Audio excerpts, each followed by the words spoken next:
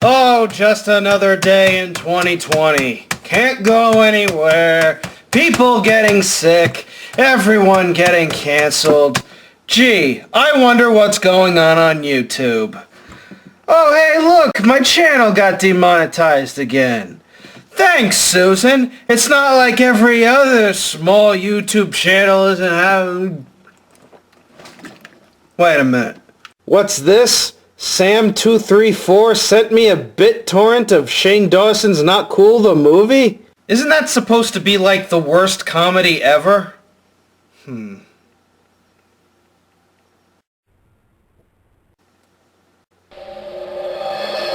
Nope, not doing it. I said I was done making hardcore kid videos, alright? I'm 20 goddamn 9, gray hair, gray beard, real talk. Wait, Shane Dawson got canceled? What the hell?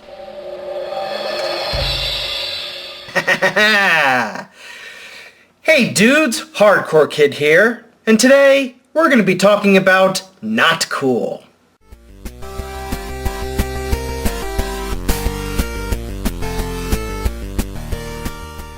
For years, I've talked about a lot of YouTubers. Some good, a lot bad.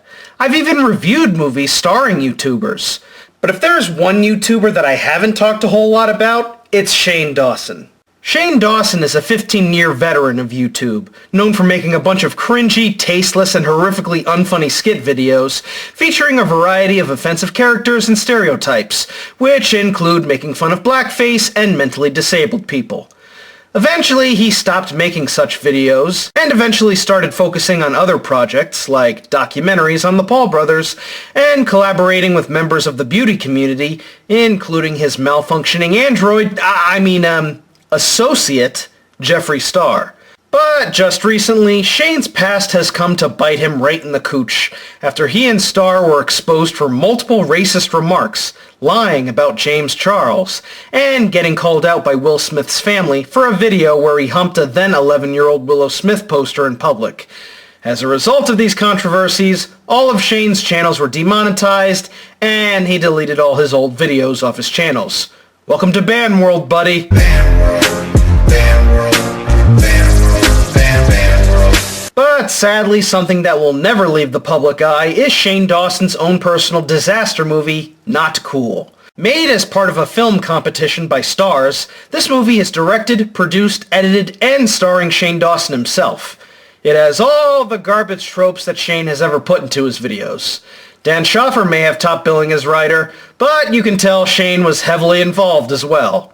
In a nutshell, it is Shane Dawson, the movie. How bad is it? Well, my channel is already demonetized, so I don't have to worry about losing any ad revenue.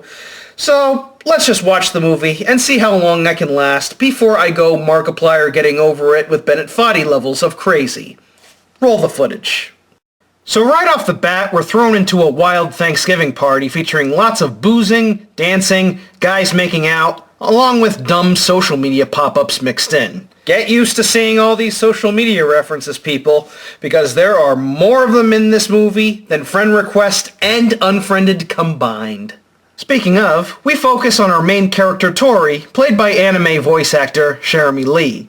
Her character is like a combination of Daria and Wendy from Gravity Falls, but without any of the stuff that made them entertaining or relatable. She's mostly just bitchy the entire time. The whole point of going to college is to get away from all of the people that you hated in high school. Why would I want to go back to that? I mean, it would be like taking a massive shit and then shoving it right back up my butt. The only problem is, when the holidays roll around, you still have to go home.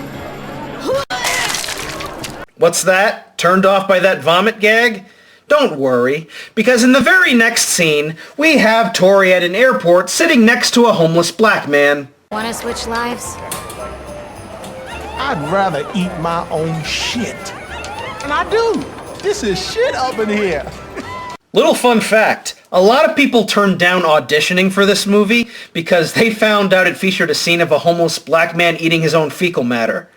The ones who did audition, I can assume don't know how to read. Eventually, Tori's family show up, including her sister, Marissa, played by Shane's then-girlfriend, Lisa Schwartz. Her gimmick is that she's blind. And of course, this movie has to milk the joke as much as possible. I have some huge news. Oh, what, my train crashed and I'm actually in hell right now? Gil and I are getting married! Gee, you'd think Shane would have given her a more dignified role than this. No wonder she broke up with him after it was released. Oh, and here's the king of crass himself, playing freelance photographer Scott, meeting his batshit crazy girlfriend Heather at the airport, and they decide to get one off in the bathroom. I was actually thinking maybe more like my place. Public sex is way in right now. It's the second most searched term on YouPorn. Wow, only 5 minutes in and we've already plugged Twitter, Facebook, and now YouPorn. How long before Shane plugs his OnlyFans? Oh my god! It's a glory hole! I've only seen these in gay porn! Why are you watching gay porn? Who are you? Fucking Spider-Man? Give me your dick! I don't know if I really want to. You oddly resemble the Alice in Wonderland cat right now. Okay, not only was that line horrifically delivered, but in what universe does a glory hole resemble the Cheshire Cat? Is there a porn parody of Alice in Wonderland out there somewhere? This is intercut with a scene of the homeless black man eating his shit cup. 5 minutes into this 90-minute behemoth, and I'm already pissed off beyond belief. Next scene! Last time I'm ever having sex with the cafeteria lady again. Bye, gross, stupid fucking bitch! Kidding, not really. Are we sure this is a movie and not an extended Shane Dawson video? And then something magical happens. We get plot. Annie, is that you? Joel, what are you doing here? Just visiting the old stomping ground. So, are the rumors true? I hear you've turned into quite the pimp at Cornell. You follow my Tumblr? No. Well, you should. I post a lot of blogs about my ass ventures. It sounds kind of gay. Nah, they got rid of all the porn. Now these days, all you get are politicians rambling about The Last of Us 2 and Lily Orchard whining about fan art. Oh, by the way, check Tumblr off the list. So this long-haired chap is Joel, played by YouTuber Drew Monson. And he's the best character in the whole movie. It's gonna be tough to box up that whole place by Monday, you know? Why are you boxing it up? Because your dad is closing it down. Which I'm guessing he wanted to tell you himself? Hell yeah, I think that went well. No, really. From his expressions, to his reactions, to his delivery, he's basically this movie's McLovin. Which makes sense, since this movie is clearly trying to be super bad. Spoiler alert, it isn't. Granted, a lot of the jokes he does in this movie miss, but he does make for a good comedy character, and it's infuriating in the very next scene where it just cuts to Shane being obnoxious to his sister Janie, who also happens to be Joel's love interest, as well as his financially struggling dad, played by... Oh wait, that's not Hacksaw Jim Duggan? Alright. Most of the business is from collectors online, so keeping the store open doesn't make sense anymore. Also, I met someone. You did? Anastasia. A stripper? What? I mean, with a name like that, she's either a Disney princess or a total slut. Unless you're referring to the Don Bluth Anastasia, who is not a Disney princess. And why would you want to have a stripper as a mom? You're not allowed to fuck her. Boo. What it all amounts to is their dad has met a new girl, and he wants them to move to Florida. Meanwhile, at Tori the Hore's Casa Grande... I'm gonna fart. Oh, go ahead, Annie. No, it's gonna be so loud. Come on, we've been married for 25 years. Oh my god. Oh my god. Oh my, I have messed myself.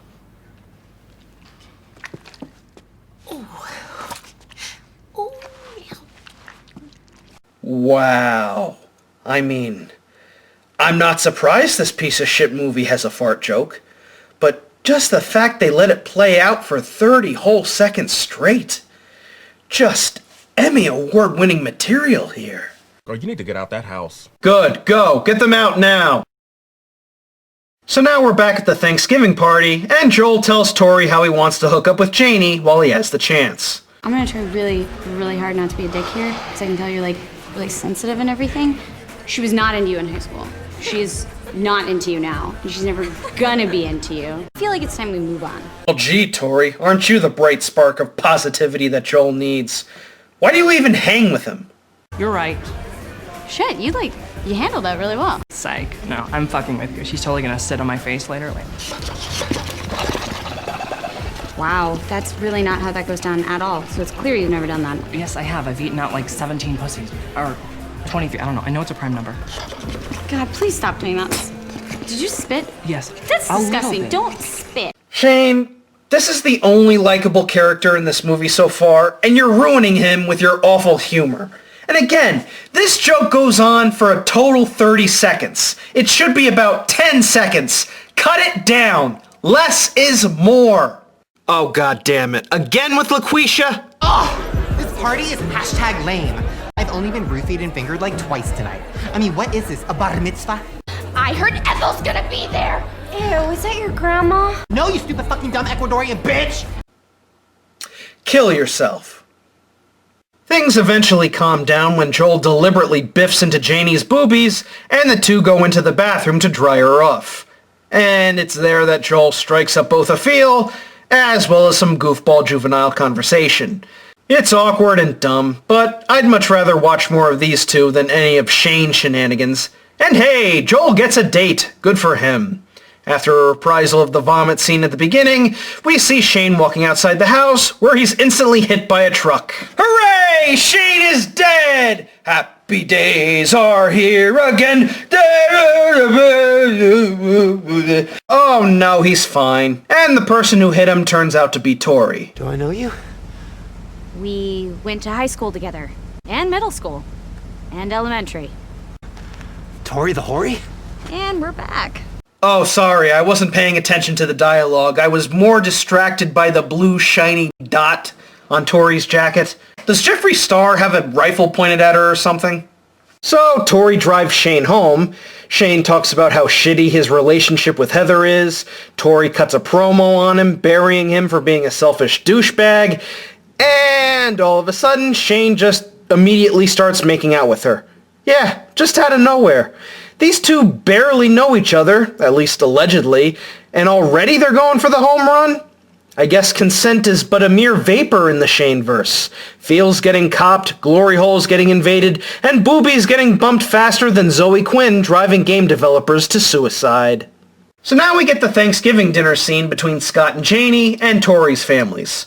We're introduced to Marissa's sex-crazed beau, Gil, who has the hots for her mom for some reason. Gross. And then there's Scott and Janie's family, who are fine for the most part, except for... I got abducted by aliens? Funny story, actually. Their queen impregnated me, and the baby grew to full size in less than 8 hours. And then it ate its way out of my uterus. Want to see the scar? Alright, who invited Chrisley? These dinner scenes are painful to watch. Tori and Marissa's parents are awful actors. I want to play! Or Tori can play! Gil is a touchy-feely creep, which... Hey, Tor, can you get the door? If you had a daughter who's blind or has some other kind of disability, why would you even allow her to hook up with a guy like this? And Aunt Flo, oh dear God. It's some mentally disturbed nutcase who is supposed to be played for laughs, but comes across as annoying, creepy, and sometimes offensive. There's a scene where she just randomly shows up in the bathroom while Shane is taking a shit, and there's no explanation whatsoever. How did you get in here? The real question is, how did we get here? I should also mention that we're just over the halfway point, and dirt nothing has happened in this movie. Sure, we've had 2 couples hook up, but that's about it. There's been flip-flopping between the 2 families with nonstop, constop sex and racist jokes. Wants to play Dance Central! I do! I want to kill myself! This is how I always pictured black people playing this game. And what the hell even happened to Joel in all this? Now Shane has escaped his aunt's grasp and is hanging out with Tori's family playing Dance Central. What's wrong, Angelina? Tori? Scared to lose? No, I just hate dancing. You seem to hate a lot of things. Yeah, I do. I hate everything and everyone. It's kind of my thing. Oh, just wait until 2020, love. You're gonna be in paradise. Even the Dance Central scene isn't set up well. Tori ends up winning against Shane, but when they show the screen, you can see Shane has the higher score. Now, I've never played Dance Central, but isn't getting a high score meant to be the goal? Or am I just a boomer? Oh hey, Joel is still in this movie, and now he's dressed in drag. For some reason. So far, this movie has succeeded in making Joel the biggest geek imaginable, while Shane gets the straight man role. And it just doesn't work. Because Shane just isn't a good actor, and the chemistry between him and Tori is about as off-balance as Aunt Flo's brain cell count. They're just not likable people. Although, it does lead to my favorite scene in the movie. Now go continue taking those creepy pictures and quit stalking me. Is this guy stalking you?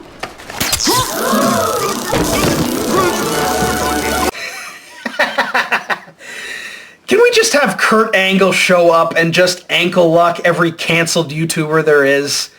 In fact, I got a list right here. Let's see. Keemstar, you suck. H3H3, you suck. Onision, you suck. Susie Lou, you suck. 2 hours later. The Quartering, you suck. Sargon of Applebee's, you suck. Jeffree Star, you suck.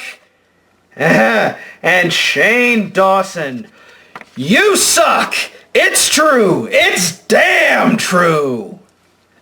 So back to our power couple, Shane and Tori, going around doing dumb shit like buying oversized sex toys, playing practical jokes on people at the supermarket, and even taking a shit on the front step of Shane's ex. Yeah, remember her?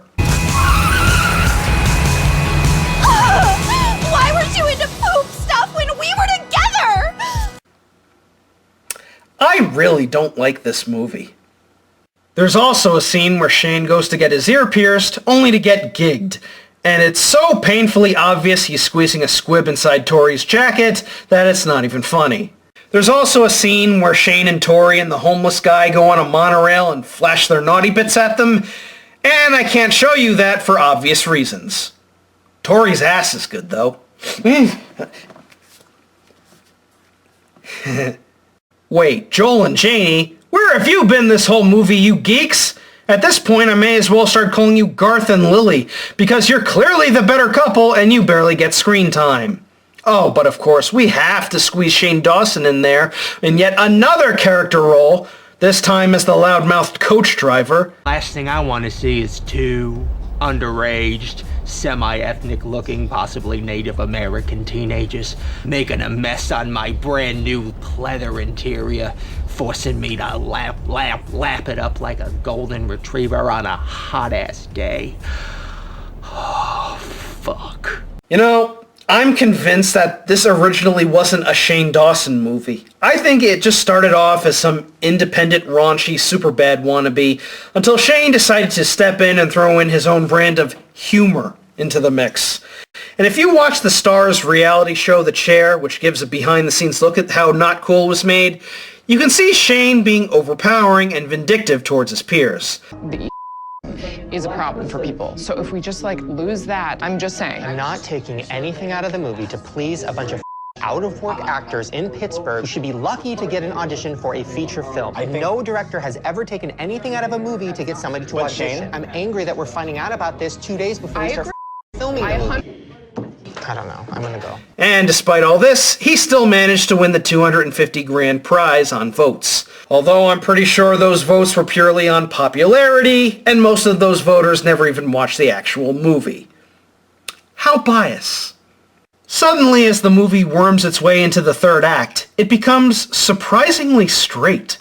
Joel brings Janie to a fancy restaurant and a band performance, and the two finally hook up. So it's looking like everything's going smoothly. But then it turns out Janie doesn't actually like him.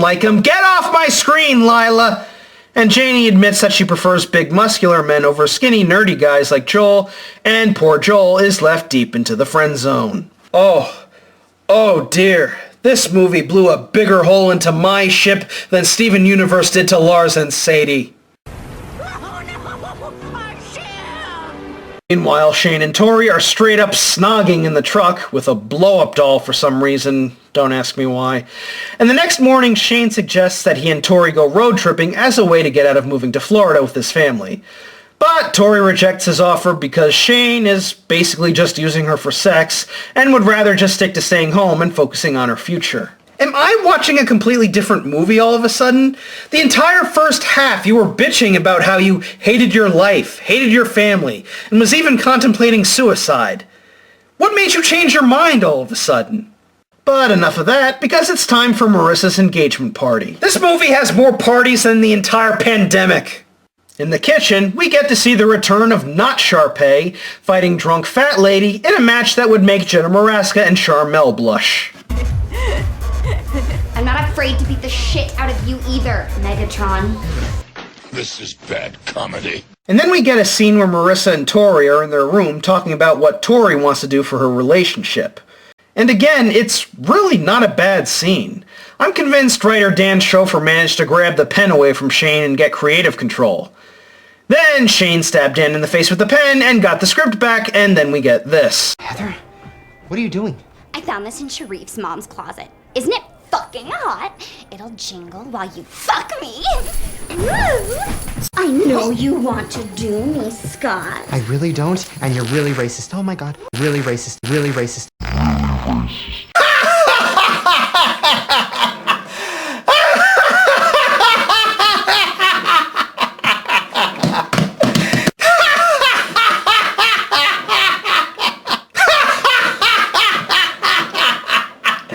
Shane! Oh, Shane. You can delete as many YouTube videos as you want, but Blackface Shane will still live on in infamy. Oh, noes! Tori has caught Shane in the act! She raped me! And with all the other controversies that have happened to Shane in the past year, this scene gets more and more ironic in hindsight. But the climax, and I don't mean that climax, thank you, is that Janie talks Shane into apologizing to Tori, letting her know that, yes, he is a complete selfish shit-crazed jackass, and he'll do anything that she says he'll do, and she immediately forgives him, and follows this up by shaving his classic coconut head. So Tori is basically the female Onision.